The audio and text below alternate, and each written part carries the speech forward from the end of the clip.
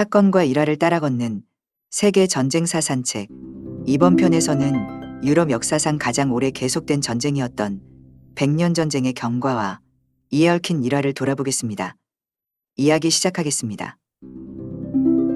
백년 전쟁은 1337년부터 1453년까지 116년이라는 기간 동안 잉글랜드 왕국의 플랜테전의 왕가와 프랑스 왕국의 발로아 왕가 사이에 프랑스 왕위 계승 문제를 놓고 시작된 일련의 분쟁을 포괄해서 부르는 이름입니다.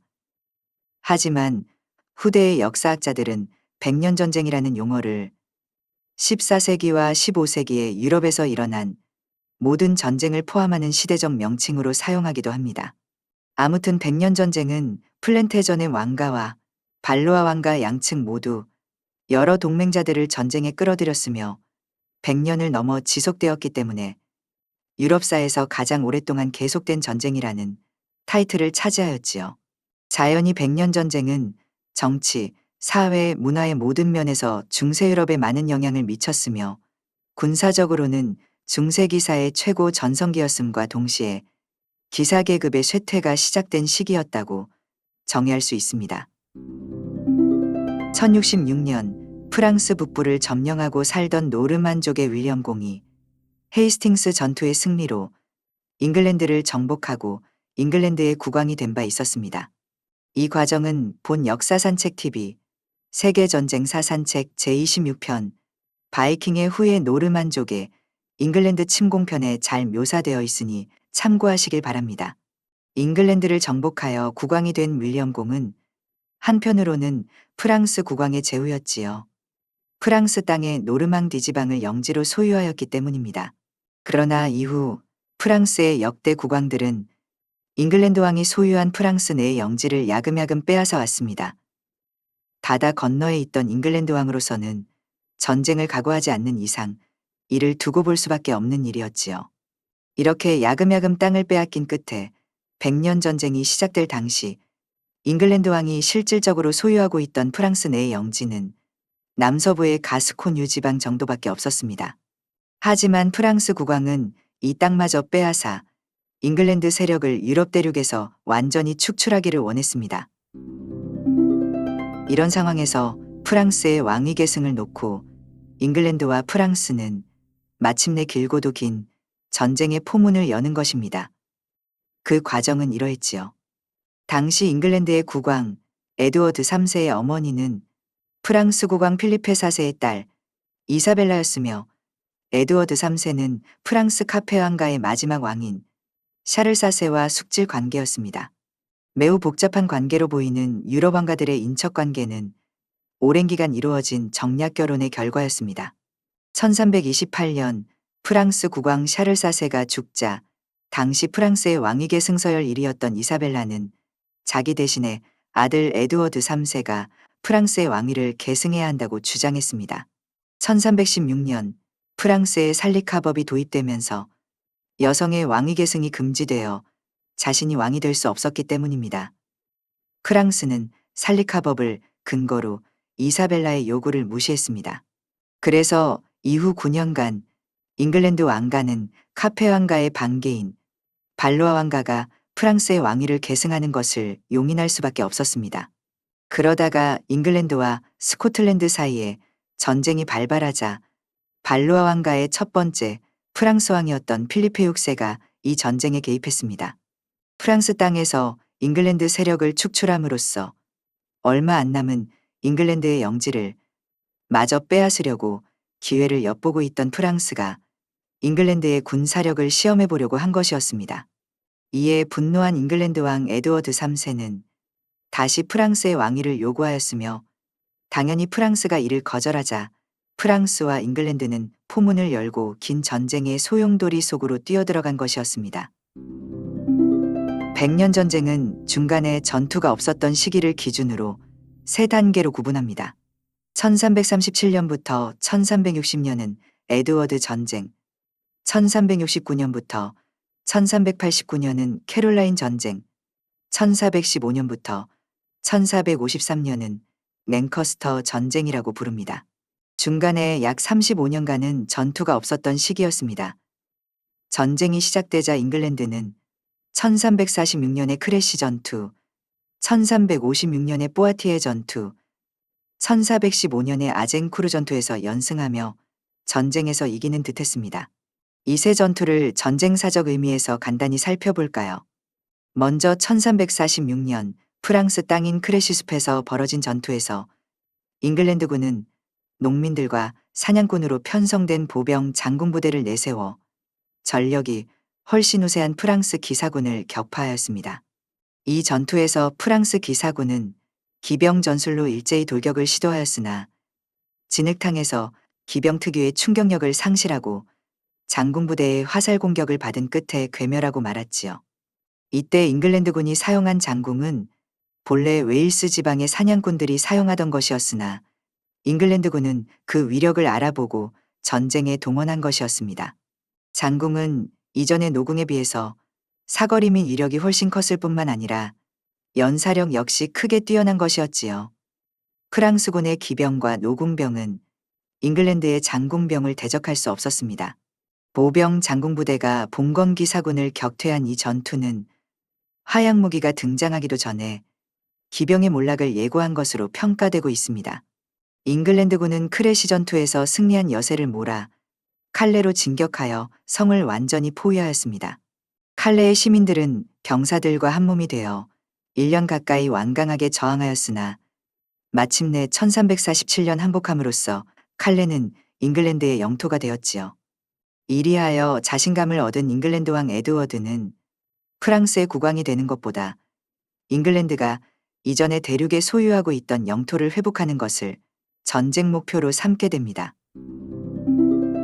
이어서 1356년 9월 19일 벌어진 포아티에 전투에서도 프랑스군은 군사적, 경제적으로 결정적인 참패를 맛보았습니다. 프랑스는 사로잡혀 영국으로 붙들려간 국왕 장이세를 돌려받기 위해 몸값으로 1년치 국가 세입의 2배인 300만 크라운을 준비해야 했습니다. 장이세는 몸값을 마련하기 위해 귀국할 것을 허락받았으나 결국 몸값을 다 준비할 능력이 없다며 1364년에 스스로 영국으로 돌아왔습니다. 그리고 수개월 후에 병사하였지요. 100년 전쟁의 마지막 단계인 1415년부터 1453년간의 전쟁은 랭커스터 전쟁이라고 부릅니다.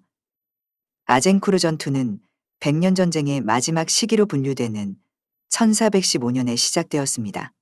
이 전투는 크레시 전투의 교훈을 재확인시켜준 전투였지요.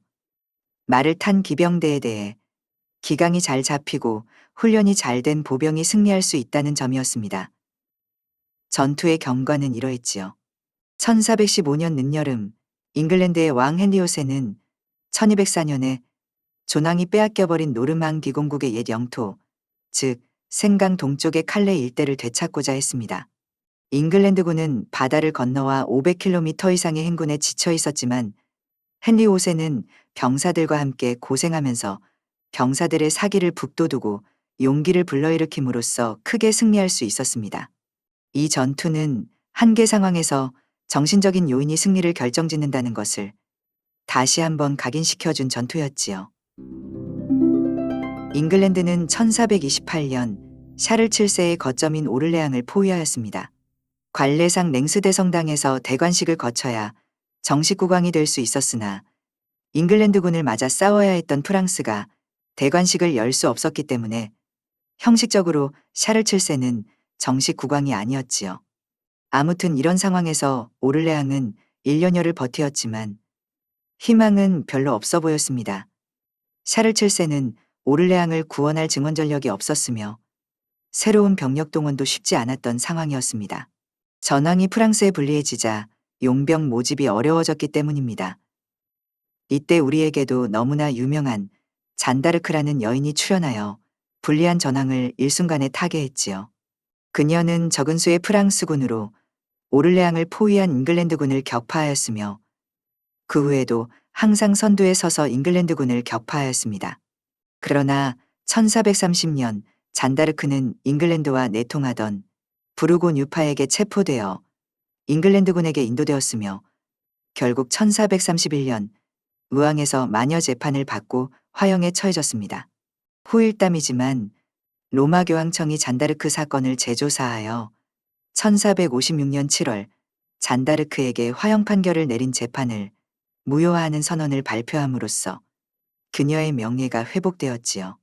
잔다르크는 1909년 4월 18일 시복되었고 1920년 5월 16일 시성되었습니다. 영국은 앞에서 언급한 세 차례의 전투를 비롯한 여러 크고 작은 전투에서 승리하기는 했지만 바다를 건너와야 하는 잉글랜드의 전쟁 능력이 프랑스 국왕이 국내에서 동원할 수 있는 전쟁 능력에 미치지 못했기 때문에 잉글랜드는 프랑스를 완전히 정복할 수 없었습니다. 이런 프랑스가 1429년부터 반격을 시작하면서 전쟁은 프랑스의 우세로 전환되었으며 결과적으로 잉글랜드 왕가는 유럽 대륙의 영지 대부분을 영구히 상실했습니다. 전쟁을 이긴 프랑스도 피해가 컸지요. 전쟁과 역병, 기근, 그리고 산적대에 가까운 자유용병들의 준동 등으로 인구가 급격히 감소한 것입니다. 잉글랜드 역시 막대한 비용을 들인 것에 비해 전쟁의 성과가 시원치 않았고 오히려 대륙의 영지들을 영구히 상실하게 되자 귀족들이 불만을 가지게 되어 곧 장미전쟁이라는 내전으로 이어지게 됩니다. 장미전쟁은 붉은 장미를 문장으로 삼은 랭커스터 왕가와 흰 장미를 문장으로 삼은 요크 왕가 사이의 왕위 쟁탈전이었지요. 1455년부터 1485년까지 벌어진 장미전쟁에 관련된 이야기도 곧 이어지겠습니다. 백년전쟁은 전쟁사적으로 여러 가지 중요성을 가지고 있습니다. 먼저 백년전쟁은 서로 마제국이 망한 이후의 서유럽 세계에 상비군 개념을 부활시켰습니다. 그리하여 백년전쟁 말기가 되면서 상비군이 봉건군대를 대신하게 되었던 것입니다. 또한 상비군이 등장하면서 기병 중심의 봉건군대가 쇠퇴하였으며 전쟁에서 귀족들의 역할도 제한되게 되었습니다. 즉, 귀족들의 기사단이 평민들의 보병부대로 대체되기 시작한 것이었습니다. 귀족들이 군대에서 영향력을 계속 유지하기 위해서는 군에 입대해 장교가 되는 수밖에 없었지요. 또 새로운 무기와 전술이 개발되었으며 화약무기의 등장에 따라 포병의 중요성이 커졌습니다. 한편 전쟁은 어디까지나 왕가들 사이의 분쟁에서 시작된 것이었지만 프랑스와 잉글랜드 모두 오랜 전쟁을 겪으면서 국가와 민족의 정체성이 싹트고 꽃을 맺게 된 계기가 되었습니다. 특히 프랑스는 잔다르크로 상징되는 민족의 정체성이 이 시기에 형성되었다고 할 수 있습니다. 또한 잉글랜드는 프랑스 내의 영토를 상실함으로써 이후 유럽 대륙에서 벌어지는 복잡한 문제들에 휩쓸리지 않게 되어 독자적인 국민국가를 형성할 수 있게 되었습니다. 사실상 백년전쟁 이전에는 잉글랜드인이나 프랑스인이라는 국민의식 같은 것은 큰 의미가 없었다고 봐야 할 것입니다. 엄밀히 말해 프랑스인이라는 국민 감정은 백년전쟁에서 생긴 잉글랜드인에 대한 증오의식에서부터 비롯된 것이었기 때문입니다. 이후 두 나라가 다시 손을 잡은 것은 1854년의 크림전쟁이 처음이었으며 독일 제국이 성립된 이후 두 나라는 동맹국 사이가 되었으나 민족 감정은 오랜 기간 쉽게 사라지지 않았던 것입니다. 지금까지 역사상 가장 오래 계속된 전쟁이었던 백년전쟁의 경과와 의미, 그리고 이에 얽힌 일화를 돌아보았습니다. 마치겠습니다.